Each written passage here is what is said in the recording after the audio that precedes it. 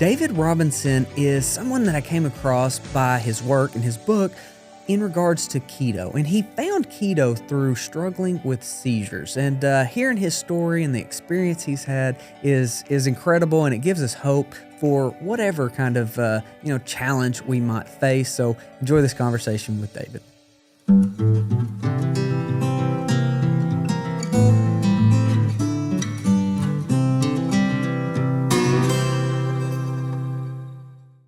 David, just really excited to be visiting with you, brother. You've got an incredible story that I feel like it's so pertinent to share. For me coming into it, it's the adversity. It's the adversity that gets our attention, and then we have the choice to either, be a victim and just let it dictate our lives, or take charge. So, brother, introduce yourself and how you got into not falling into that victim trap. Yeah, thanks for having me here. First of all, great podcast. Love what you're doing here, and honored to be part of it. So, thanks for everything. And I love how you put that. Not falling into the victim trap.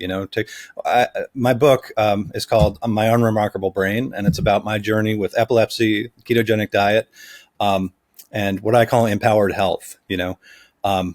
And I'll tell the story behind the title, because it's a kind of an odd title, My Unremarkable Brain. But and I tell this story in the intro that it's an experience that I had in 2017 now. I've been living with epilepsy since I was about 28 years old. And I've been very lucky that medication has worked and has helped me and keep me on the straight and narrow. So it had been about 10 years since I had that I've been seizure free. In fact, I'd go into the doctor and it's once a year for the checkup, and he'd say, "Oh, you're here for your drive-by appointment, right? Get a refill on the prescription, get a couple of lab tests done, and off you go." And so that was fine, and worked for me, and I didn't think much about it. But late 2017, I had a seizure at work. I was in the middle of a conference room meeting with all my colleagues and my boss, and just all of a sudden started to feel lightheaded. And when I get seizures, I get what they call an aura, where you start to, different people have different manifestations, but for me, it's the sort of auditory thing where if you ever, as a kid, you put it like a cardboard tube over your ear and everything sounds echoey, that's kind of what I experience. Everything sort of sounds like that, and I feel disoriented, and kind of my head starts to tingle and stuff, right? So I felt that coming on, and I was like, oh, shit. Oh, sorry. Can we swear on this podcast? You're good, brother. You just go. I was like, oh, dang, what's going on here? I knew exactly what it was, and I'm, like trying to deep breathe and but it, sure enough, next thing I know, I'm on a gurney heading off to the hospital. I had gone into a full tonic-clonic seizure, the convulsions, the fall on the floor, going unconscious, the whole thing. Right. So I went back to my doctor, and not to slag him off, a good guy, worked with him for years, but he said, I'm not too worried about it. Let's just increase your dosage on your medication. Okay. So we tried that, and a couple months later, another seizure. Right. And so I'm like, well, let's try to increase your dosage a little bit more.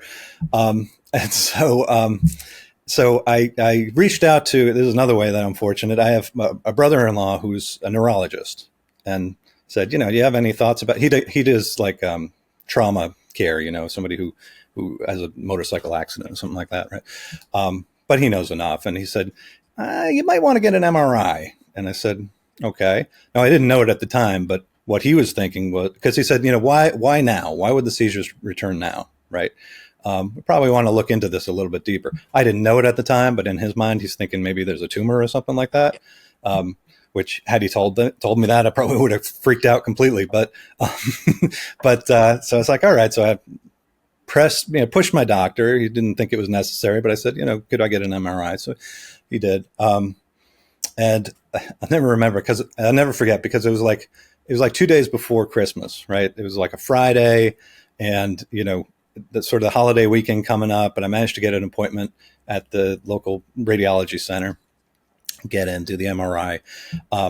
Now, I don't know if you have any experience with MRIs or if you know what they're all about, but it's basically you lie on this little thing and they slide you into this coffin shaped thing where, if you're claustrophobic, it's tough to keep sort of calm. And so I'm like, deep breaths. And I also had a cold at the time. So I got this tickle in the back of my throat. And so I'm trying to keep from coughing, because if you cough, if you move, then they have to do the whole thing over again. Right. So I'm like, all right, come on. So I made it through. Great. Okay. Talk to the radiologist as I'm going, hey, how'd it look? He's like, well, you have a brain. So, okay, great. Thanks a lot. And he said, no, your doctor will call you with the results. Right. Okay. Now, again, sure, it was the holiday season, so I give him some slack, but I never heard from the doctor once at all. Right. No call, no email, whatever. So I'm like, okay. But what did happen is a week or so later, I got a copy of the actual results in the mail. So it comes in, it's from the radiology center. I'm like, oh, this must be a bill. They're probably, the insurance is going to cover it, blah, blah, blah. So I open it up and I'm looking at like all these letters and numbers, and it's all Greek to me, like I have no idea what I'm looking at, but I realized that it's the copy of, the summary of the analysis. Right. And, the only thing that I did understand was at the bottom, it said results, an unremarkable brain. I said, well, probably my high school teachers would agree with that assessment, so that sounds about right. But that was kind of a watershed moment for me when I said, okay, I got to participate in this. I've got to take some charge of this. I have to it was almost kind of interesting and intriguing being able to see like the actual results and understand a little bit more about, what's going on up here. You know what I mean? And so that really set me on this whole journey of learning, I call it. Right. I always tell people, who am I to write a book? I'm not an expert. I'm not a doctor. I'm not an MD or PhD or whatever, but all I can talk about is my own experience and what I've learned along the way. And so that's kind of what the rest of the book is about. So yeah, I mean, that's kind of what kicked off the whole thing. Now where I discovered the diet is also kind of another interesting story. I had been, one of the fun things about anti-seizure medication is that you gain a lot of weight. And so I've been looking for several years about different diets. So I tried the clean eating thing. I tried the Weight Watchers thing. I tried, this and that. And I always sort of poo-pooed low carb because I'm like, yeah, of course you're good. You're just tricking yourself into eating less. It's just a calorie thing. Right. But I had heard a podcast. I don't know if you know this guy, Vinny Tortorich from Fitness Confidential. He talks a lot about his thing is no sugars and no grains, NSNG, he calls it. And I was like, well, that kind of sounds doable. How much, there's not that much restriction, right? Not realizing, of course, that about 80% of the foods in the supermarket have either sugars, grains, or both, right? Yes. So once you get down, once you get down this thing, but so I kind of started trying it, playing around with it. And then one particular episode, he had a guy on named Jim Abrams. I don't know. Have you heard of Jim Abrams? Yes. And the Charlie Foundation. Yeah. This is the first time I'd heard of it. Right. And so his story is incredible. I mean, it's similar to yours in a way, right? His son had epilepsy. I know you dealt with a child with cancer, right? And so he started, and they tried everything. They tried every medication. They tried surgery. They tried, everything they could throw at this. I mean, they were about to take out another large part of his brain, which would lead to what the doctors said, progressive retardation for the rest of his life. That's what the doctors were saying he was in for. And he happened to be in, I think it was the UCLA medical library, kind of just trying to learn about the particular syndrome that his son had, and saw this thing in the index, ketogenic diet. What's that about? So he looked it up and he managed to find the one practitioner in the United States who was still administering the ketogenic diet for epilepsy, who was a guy named Dr. Freeman at Johns Hopkins. And so he's telling the story and he's actually like tearing up as he's telling the story in the podcast. I was like, oh my God, this is amazing. And I also, my ears perked up. I'm like, wait a minute, I have epilepsy. I'm interested in low carb. Let me find out about this, So I started digging into it and trying to learn as much as I could. and I discovered that they still have a center for diet and epilepsy at Johns Hopkins. Now they have one for children and one for adults. And so I managed to get on the waiting list and get myself enrolled as a patient there. And so I've been working with them ever since. Going on 6 years now in ketosis, 3 years seizure free, knock on wood. And so so it's been a wild ride. I'll just say that it's been a really interesting experience.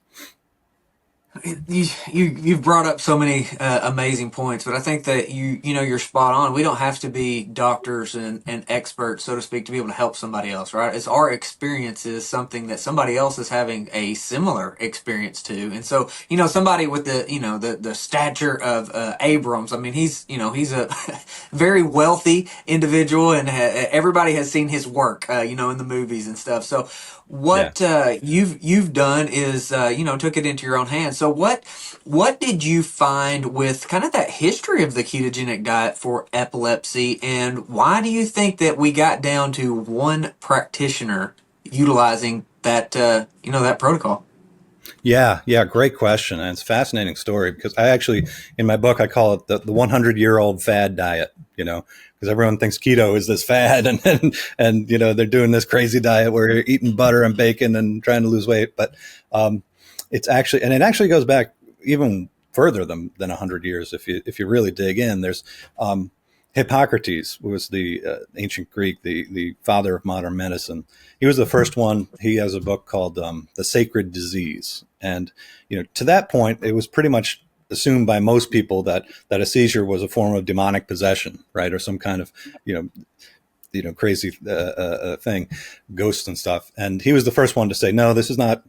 This is actually a physical disease, neurological disease. He was the first one to describe that it resides in the brain. And he prescribed fasting for it, and noted that fasting actually, stopped seizure activity in a lot of folks. And then, there's another reference that's often pointed out, which is in the Bible, in the book of Matthew, I believe it is. I don't remember the numbers, but a mother brings her son to Jesus to be healed, and she describes he falls down all the time. He'll fall into the fire and things like that. And Jesus says, well, this type can only be healed by prayer and fasting. Okay, so there's a long tradition actually of the association between fasting and epilepsy, which kind of went as the only treatment. But of course, you can only fast for so long, right? So it was in the 1920s, I think 1920 and 1921, that a doctor named Russ Wilder noticed that science had just progressed to the point where they could measure ketones in the urine. There was no sense of blood ketones or anything like that, but they had noticed this thing. And he was the one who sort of made the connection that if you really limit carbohydrates and eat a high-fat diet, then you're going to have ketones in the urine. And that's the same, and made the connection that people who are fasting have ketones in the urine, people who eat this diet have ketones in the urine. So it was a big breakthrough at the time because it was pretty much the only treatment for epilepsy at the time. And so it really became sort of the standard of care until around the 1950s, when benzodiazepine was invented, and that was found to be effective. And so the entire industry, I think, my sense of it is the entire medical profession sort of really moved toward pharmacology around that time. And if there's a medication, let's do it kind of thing. So interestingly, there's about 26, 27, 28 different medications for epilepsy now. None of them actually is any more effective than the ketogenic diet. Wow. Even today.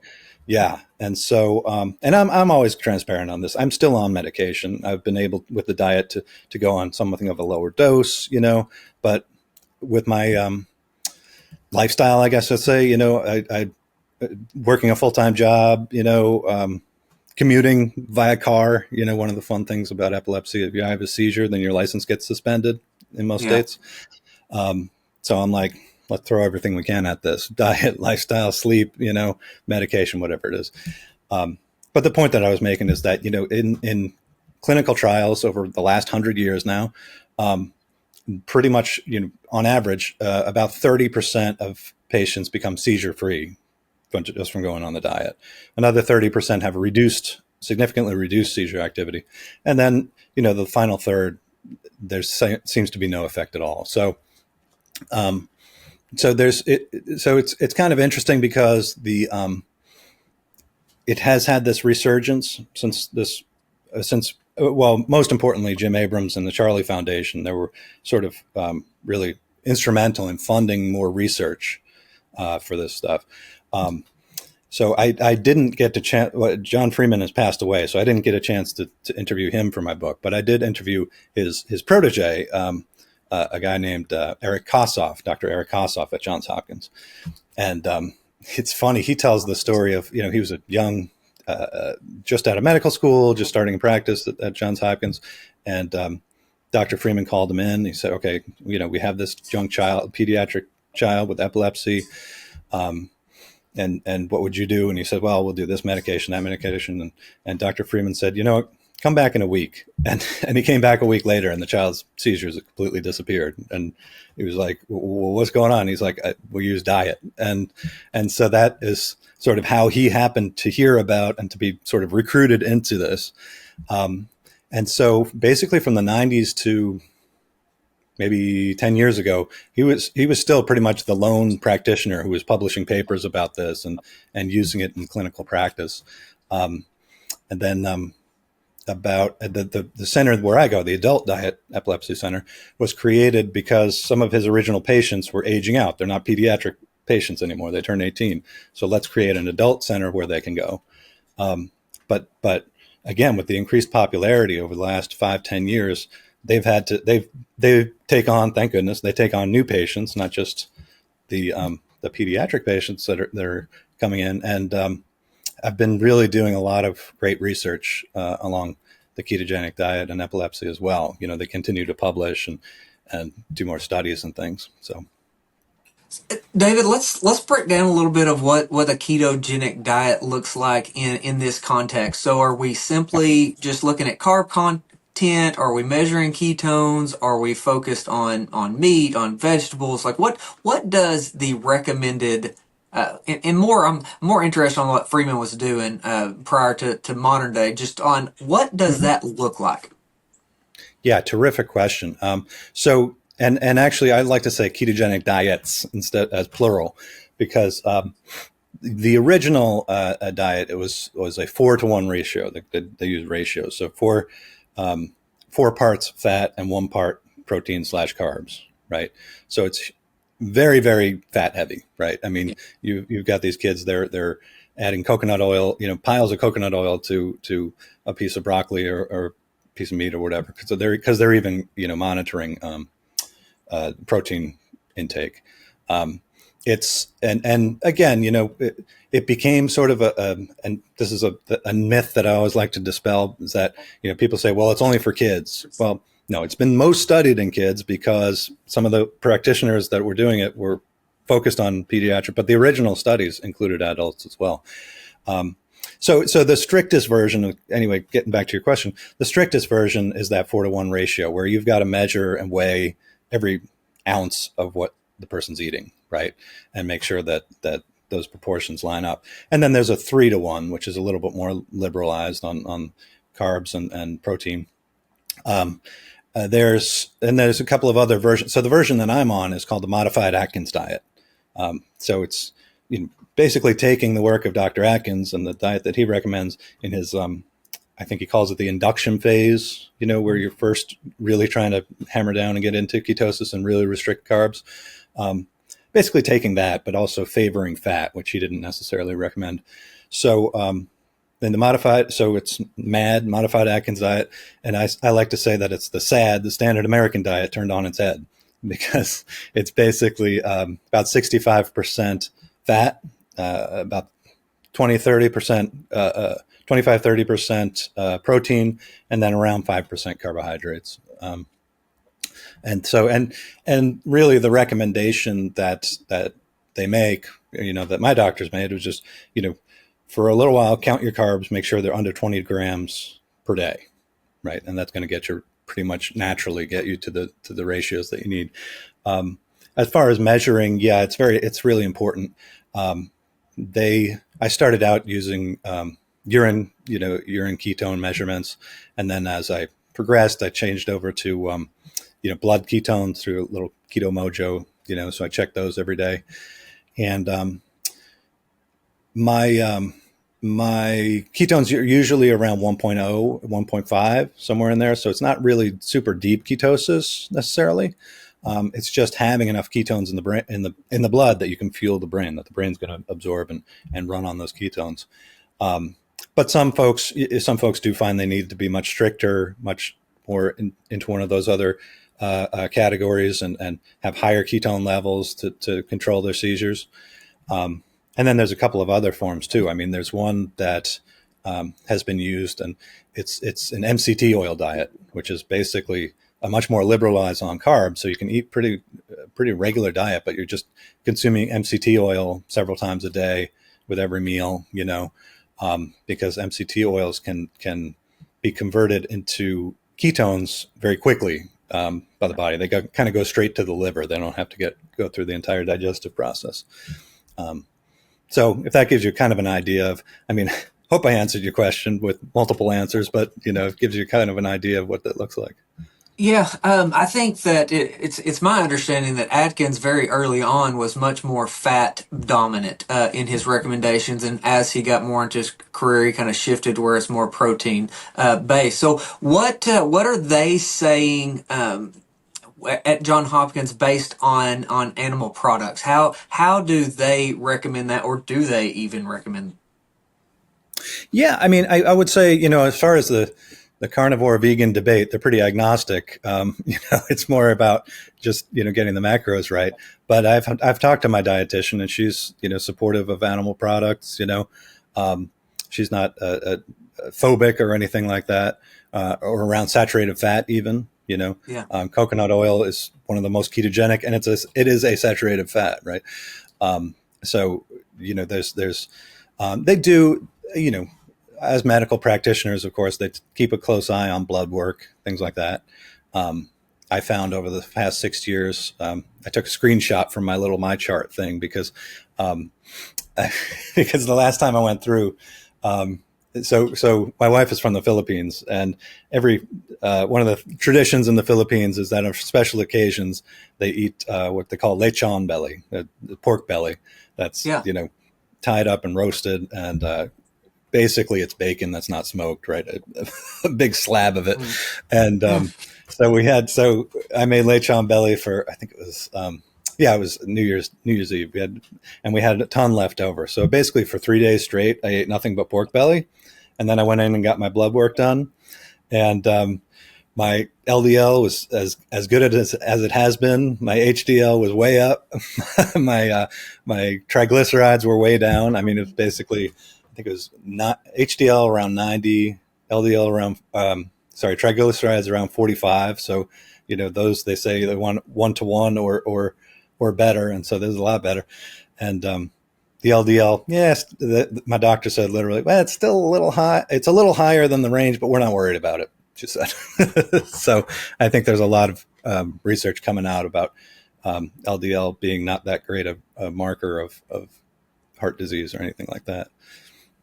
Yeah, I really think that's catching on. I really don't have an agenda with any of the meat versus plant based at all. It's simply like what works and what are the results. That's the only thing that I care about. And again, everything's cancer focused for me, and so I like a Sure. lot of the nuances with it too. Because early on, the thing that just didn't ever settle well with me on the ketogenic diet was dirty keto. It's like we can eat any junk as long as it's not carbs. And I think there's so Right. much more to diet and nutrition than fats, proteins, and carbs, right? And then Right. even, ketones.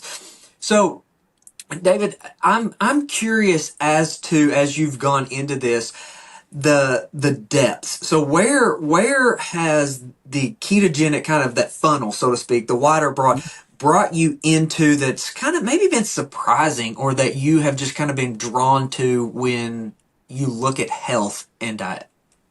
Gosh, yeah, great question. I've like I say, I'm all about learning. I'm an educator by background, so I'm always, trying to learn something new. In fact, I just enrolled in a nutrition advisor course. So at some point, I'll get to maybe even put out a shingle as a nutrition advisor, a nutritionist, or something like that.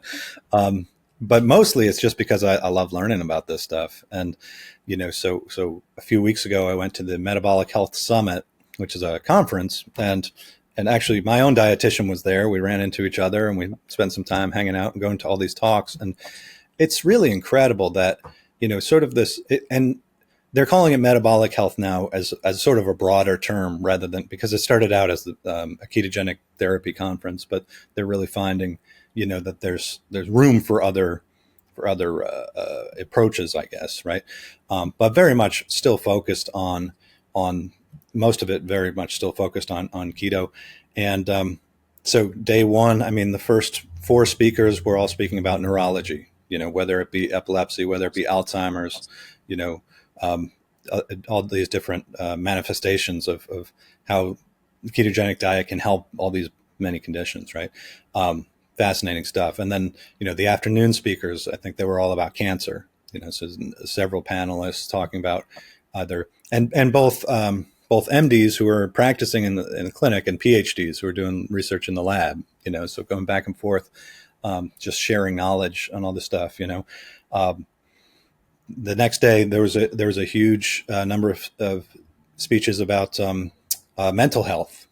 And that's probably the most surprising one right now. I don't know if you're familiar with Chris Palmer.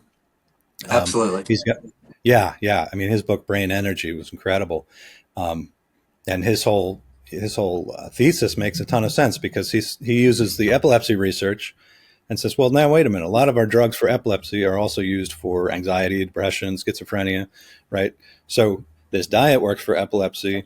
Who's to say it wouldn't work for these mental health disorders? And so his sole thesis, he says, mental health is metabolic health, and his belief is that a lot of these things that we think of as emotional issues really originate with the mitochondria, the energy cells in the brain, and they're misfiring somehow, just like neurology. So, sort of break down those silos of neurology and psychology and sort of look for the themes and look for the connections.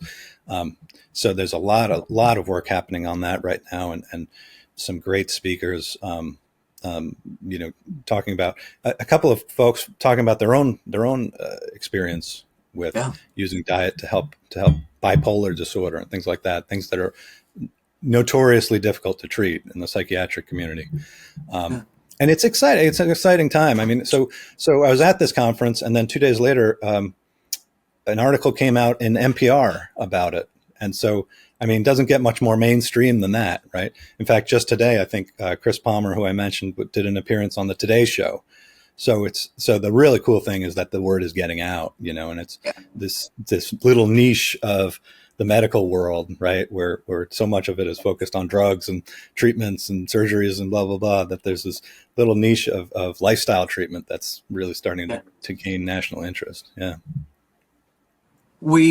I think we're tired of being sick, and what we've been sold is not working for so many of us. And so I think back on being told from the allopathic model what we could do, right, and it was nothing. Like, I just never really accepted that. And so I think that what we've got going on through society is simply the disease of mitochondria. I think that we've got mitochondrial dysfunction, and it just kind of manifests in different things. But if you think about what we have with, brain disease, cardiac disease, reproductive issues, on and on, all of that is where the mitochondria is the, most densely populated. And so I think we've got these diseases of mitochondria going on, and there's just a couple different avenues at which we can address that matter a whole lot. Yeah. One very eye-opening thing for me has been the combination of the work of Jack Kruse, Morley Robbins, and Laszlo Boris. And so them three, when you start looking at what they're doing, is they're fixing mitochondria for people based off of light, magnetism, minerals, lowering deuterium. They're just creating this energy production powerhouse, and people are thriving. And so where are you on on that, let's say minerals. Let's talk about minerals because everybody I think has heard of magnesium and the importance of that. But when you start Hmm. looking at the energy production, when we start throwing in copper and a lot of those cofactors, it is game changing. So where can we make that connection from say a keto enthusiast to where hey there's some more downstream? Yeah, that's fascinating. And I'm just getting into that right now. Honestly, I haven't. I can't speak with any authority really on that. But one thing that I learned, again through this course, was the electrolytes and the role of electrolytes in the brain. So we think of electrolytes as, oh, you sweat out, too much salt and you take in more Gatorade or something like that, right? Um, but in fact, and this is a doctor named Angela Stanton, who works with migraine patients, and she's a migrainer herself. And the way she explains it is that there's a delicate balance of sodium and potassium in the brain, and they're both needed for electrical signals to get through. And when you become low, and when a person with migraine is particularly sensitive to changes in that balance, right? And those changes can come from barometric pressure, they can come from stress, they can come from light, as you mentioned, right? Moving from a dark space into a light space kind of triggers some people. Um, and so she is able to, so she has a whole protocol for people with migraine that, that encourages salt intake. Of course, we've all been told, oh, salt is terrible. It's going to raise your blood pressure, blah, blah, blah. Um, but she's finding that it helps to reduce intensity of migraines or even cut off migraine at the pass by taking an electrolyte supplement and particularly salt. So that was kind of fascinating to me, and I've actually I've looked into this a little bit from the epilepsy perspective as well, right? And sure enough, there is research out there that low sodium can be associated with seizure activity. And so I think that again comes back to the mitochondria, right? If they need sodium in order to do their work and to do their function, and they're not getting it, then you're going to have problems, right? Yeah. Yeah. So I think bringing all of it in from this, modern aspects and modern approaches, has got to be coupled though with agriculture, and that's where I kind of struggle with trying to bring this together because it seems like it's very different topics, but it's so interconnected. It's right. unbelievable. And so, what kind of emphasis on agriculture, local foods, that kind of thing have been in your sphere? You're a pretty metropolitan area, so Yeah. how do we look at that from your perspective and where our food comes from? Yeah, and that's a topic that I've become interested in as part of this work as well. Um, I've got a farmer, a guy named David Hancock, who has a farm that's not far from where I work. It's 45 minutes outside of DC, and he's a cattle rancher, and they have a little store where they sell their own products. It's a family farm, so they have chicken, they have beef, they have pork. And I try to get my food there every time I can because I think that locavorism is really important. I think as I'm learning more and more about the food system, and the gosh, the way that, as you say, health and food intersect, but then on top of that, the food system and how we sort of screwed up a lot of things. I'm sure this, right? With the regulations and with the ways that the sort of backward sort of incentive model that we have for big agriculture farm, make more food, not more nutritious food, right? Um, Yeah. I forget who I was listening to was talking about how if the farmer knows the consumer, right, the person who's eating their food, they're going to care much more about you know how that connection through that connection they're going to care much more about how the quality of their Absolutely. product, not that they don't now, right, but the incentive is make as much as you can, not as good a quality as you can. So I think there's a huge future in that, and what you're doing, and what people like, again, my friend David Hancock, and you know and I think I don't, you're much more of an expert on this than I am, but I've got to imagine that it's more healthy. There's going to be more nutrients. There's going to be more, bioavailable nutrients in food that's grown, you know, organically, regeneratively, whatever it may be, just based on the soil quality and all these good things, right?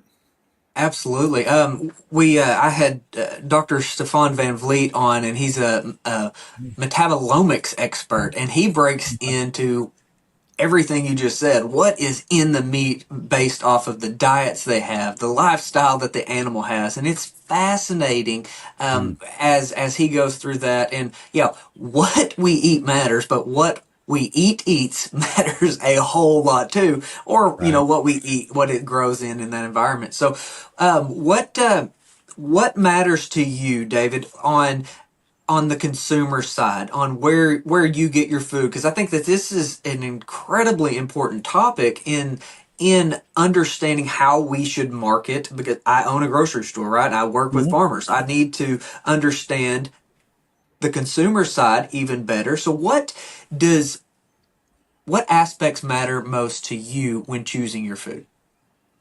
Yeah, great question. So I only recently learned about what is it called? Country of origin labeling, and I'm sure this is something you know a lot about. But um, this idea that through some loophole that went through Congress at some point, you need to label where your fish came from, if it was farm raised in Taiwan, or if it was wild caught in Alaska. You need to label where your vegetables come from, but for beef, pork, those rules have been sort of suspended. And so this idea that I buy a hamburger and it says USDA, well, it could have been that cow may have never taken a breath on American soil. That could be from Brazil, where there's all these concerns about the rainforest. It could be from Mexico, anywhere else, China, who knows.